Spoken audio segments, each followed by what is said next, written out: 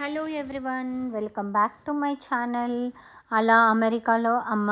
నేను ఈ వ్లాగ్లో మామిడికాయ ఆవకాయ ఎలా పెట్టాలో చూపిస్తాను. అది తెలంగాణ స్టైల్లో. ఈ చెట్టు హైదరాబాద్లో మా ఇంట్లో 45 years ఓల్డ్ చెట్టు. ఆ చెట్టు నుంచి కాయలు తెంపి ఈరోజు ఆవకాయ పెట్టినాము. సో ఫస్ట్ కాయలు తెంపుకొని నెక్స్ట్ వాటిని మంచిగా కడిగి తుడుచుకొని ఆరబెట్టుకొని తర్వాత రైతు బజార్కి వెళ్ళి పీసెస్ కట్ చేపించాము. సో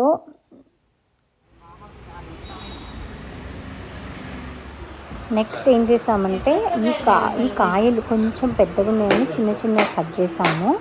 చిన్న కట్ చేసి అన్నీ ఈక్వల్ సైజుగా అయ్యేటట్టు మా అత్తమ్మ చూసుకుందనమాట. వాటిని కొంచెం పెద్ద నైఫ్ పట్టి కొంచెం చిన్న కట్ చేసుకుంది. తర్వాత అందులో అన్నీ కాయ లోపల అంతా పెంకుల్లాగా ఉంటాయి కదా, ఆ పీసులను అంతా తీసి సపరేట్ చేశాను అనమాట. అవి అంటే చిన్న కొన్ని ఉండే అవి తీసి పక్కకెట్టేసాము, సపరేట్ చేసాము. కొన్ని అవి కూడా వేస్తారు తెలంగాణలో.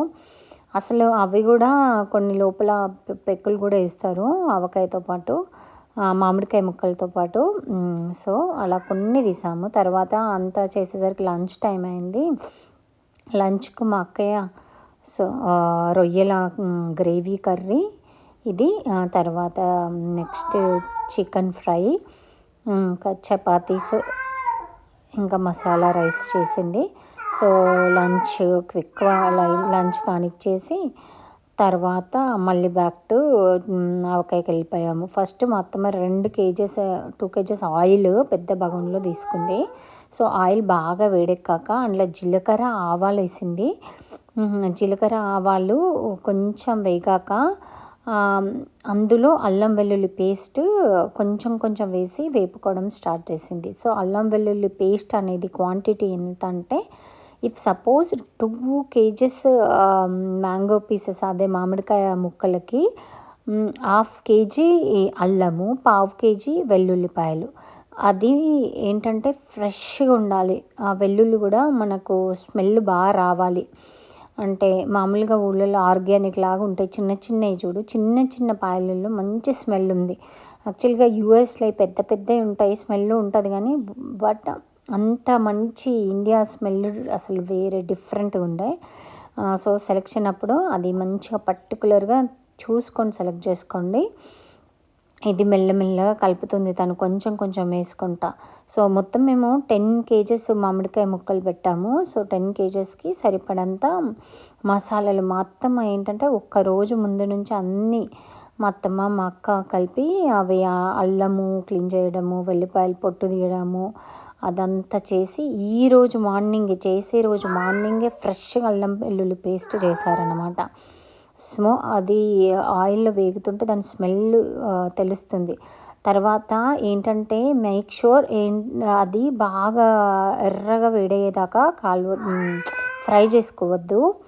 అది కొంచెం పచ్చి వాసన పోవాలి అంతే మెయిన్ వెల్లుల్లి పేస్ట్లో. అండ్ ఆయిల్ కూడా మనము పల్లి నూనె వేసుకోవాలి. పల్లి నూనె హై క్వాలిటీ తీసుకోవాలి. అదే మా అక్క చెప్పింది. తను మామూలుగా వాళ్ళ షాప్కి వెళ్ళినప్పుడు 2 క్వాలిటీస్ ఉంటాయంట. ఒకసారి దొరకక లో క్వాలిటీ తెస్తే అసలు టేస్టే మారిపోయిందంట. అదే చెప్పింది తను. సేమ్ కాయలతోని లాస్ట్ ఇయర్ అంటే 2 సార్లు పెట్టినాం. ఫస్ట్ మంచి క్వాలిటీతో పెట్టినాం. నెక్స్ట్ టైం ఆయిల్ దొరకక సరేలే ఏదో ఒకటి అని చెప్పి తీసుకొస్తే ఆ టేస్ట్ అంత బాగాలేదు. అది సో తీసుకొచ్చేటప్పుడు ఆయిల్ మంచి క్వాలిటీ తేవాలి అని చెప్పింది. అది చూసుకోండి మీరు.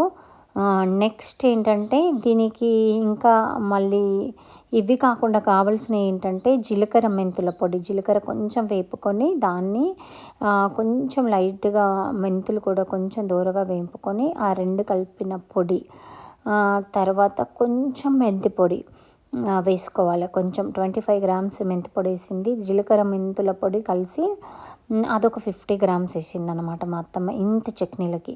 సో మళ్ళీ ఇంకొకటి ఏంటంటే దొడ్డుప్పే వాడాలి దీనికి, సన్నపప్పు కాదు. ప్యాకెట్లో దొడ్డుది వస్తుంది చూడు అది. తర్వాత కారం కూడా ఇంట్లో పట్టించిన కారమే, ఫ్రెష్ కారము యూజ్ చేస్తుంది మా అత్తమ్మ. అదే చెప్తుంది, షాప్లో కారం వేస్తే కొంచెం వేరే ఉంటుంది టేస్ట్, అదే ఫ్రెష్గా మనం పట్టించిన కారం అయితే టేస్ట్ వేరే ఉంటుందని. సో వంటలో మెయిన్ ఆవకాయలో ఇవన్నీ బాగా చూసుకోవాలి అని తను అదే చెప్తుంది, మసాలా ఇంపార్టెంట్ అని. సో ఇలా కలుపుతూ మెల్లగా మెల్లగా కలుపుతుంది తను, కలుపుకుంటూ చెక్ చేస్తుంది కొంచెం ఆయిల్ తేలగానే తీసేయడానికి.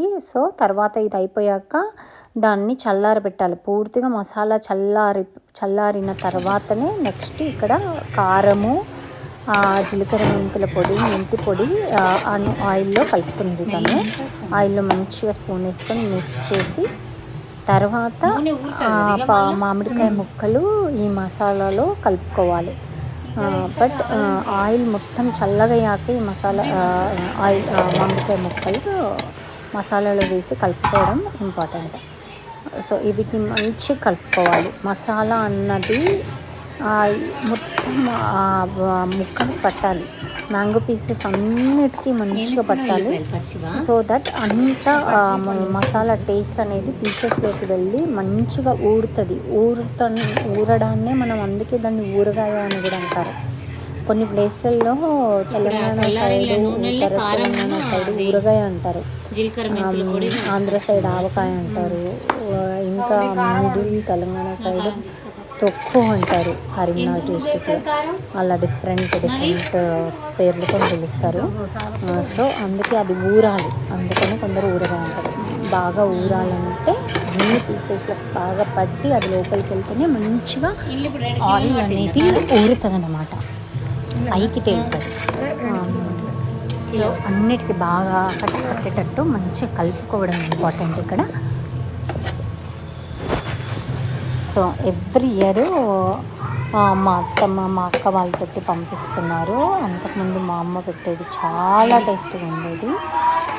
మా అత్తమ్మ కూడా చాలా బాగా పెడుతుంది. ఇక్కడ వచ్చే వాళ్ళందరికీ మా అక్క పంపించే చట్నీ అది ఊరగాయ అంటే ఫేవరెట్ అన్నమాట వాళ్ళందరికీ. మాకు ఇంటికి ఎవరి పాట్లకైనా గెస్ట్లు వచ్చినా ఫస్ట్ ఆ చట్నీతోనే టేస్ట్ చేస్తారు పప్పులో, అంత ఇష్టం ఉన్నట్టు ఇక్కడ ఉన్న వాళ్ళందరికీ. సో ఈ రెసిపీ అందరికి యూజ్ కావాలని స్పెషల్ యూజ్ అందరూ అడుగుతుంటారు. ఈ రెసిపీ చెప్పు అని చెప్పడంలో నాకు అంత తెలియదు. వీడియోలాగా తీస్తే అందరికి యూజ్ అవుతుందని చెప్పి వీడియోలాగా తీస్తున్నా. మాకు మీకు మా కిడ్స్కి అందరి కోసం ఇది యూజ్ అవుతుంది అని అనుకుంటున్నాను. సో ఇలా మళ్ళీ డాక్టర్స్ కూడా అసలు ఏం చెప్తారంటే రోజు ఒకటి పీస్ ఊరగాయ పీస్ అదే తింటే అది మంచి ప్రోబయోటిక్ అని. వెనుకట పాతకాలంలో అందరూ పెరుగులో ఒక చట్నీ పీస్ వేసుకునేవాళ్ళు, ఒక ముక్క పచ్చడి ముక్క వేసుకొని తినేవాళ్ళు. అది నిజంగా అది రియల్లీ ప్రోబయోటిక్ అనమాట. అంతకుముందు ఇంకా ముందు జనరేషన్లో మా డాడీ వాళ్ళ అమ్మ వాళ్ళ జనరేషన్లో వాళ్ళైతే ఇదేంటి మామూలుగా గంజిలాగా నైటే పెట్టుకొని దాంట్లో మార్నింగ్ ఇది ఒక్క ముక్క మామిడికాయ తీసేసుకొని తినేవాళ్ళంట. అది ఎంత హెల్తీగా, వాళ్ళు మళ్ళీ అదొక్కటి తినేసి డే మొత్తం వర్క్ చేసేటోళ్ళంట. అంటే మధ్యాహ్నం లంచ్ వరకు, అది 1-2 వరకు మా నాన్నమ్మ చెప్పింది. అది అంత ఎనర్జెటిక్గా ఉండేదంట ఆ బ్రేక్ఫాస్ట్. సో వెనకటి ఫుడ్ అంతా చాలా బలమైంది, అందుకే వాళ్ళు అసలు చాలా యాక్టివ్గా ఎనర్జెటిక్గా ఉండేవాళ్ళు. వాళ్ళు ఇంకా హెల్తీగా కూడా ఉండేవాళ్ళు, వాళ్ళ లైఫ్ స్టైల్ వాళ్ళది. సో ఇప్పుడు సందర్భం వచ్చింది కాబట్టి చెప్తున్నాను. నెక్స్ట్ డే తీసాము, అంత ఆయిల్ బయటకు వచ్చిందనమాట. నెక్స్ట్ డే అలాగే కలిపేసి మూత పెట్టింది మా అత్తమ్మ, అంత ఆయిల్ ఊరింది. సో మళ్ళీ డబ్బాలలోకి షిఫ్ట్ చేస్తున్నాం మేము.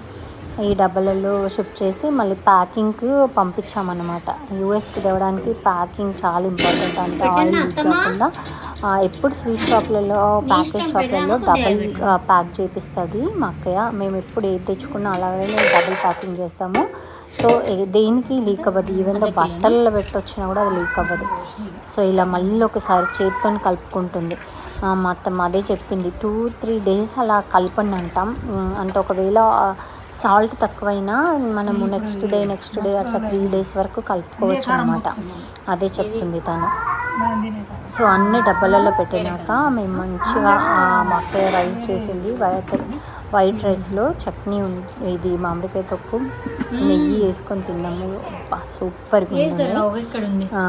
అది వీడియో కవర్ చేద్దాం అనుకున్నా కానీ కవర్ చేయలేకపోయినా అనుకుంటా. మా పాప అప్పటికి కిందకి వెళ్దాం ఐస్ క్రీమ్ అని చాలా వేడిగా ఉండే ఇండియాలో అప్పుడు. సో తన ఐస్ క్రీమ్ కోసం ఒకటే సతాయిస్తుండే. మా అత్తమ్మ అన్ని పెద్ద పెద్ద డబ్బాలలో పెట్టేస్తుంది. సో పెట్టేసి ఇంకా అలాగే కదపకుండా ఉంచాలి అని చెప్తుంది 3 days. జస్ట్ ఇంకా మిక్స్ చేసుకోవడానికి ఒక 3 days కలపాలి, ఉప్పు టేస్ట్ చేసుకోవాలి, తర్వాత అన్ని డబ్బాలలో పెట్టుకొని ఉంచుకోవడమే అని. అది తాను ఇప్పుడు ప్రస్తుతానికి ఇక్కడ ప్లాస్టిక్ దాంట్లో పెడుతుంది. ఎందుకనంటే తర్వాత వాళ్ళు వేరే జార్లలో షిఫ్ట్ చేద్దామని చెప్పేసి.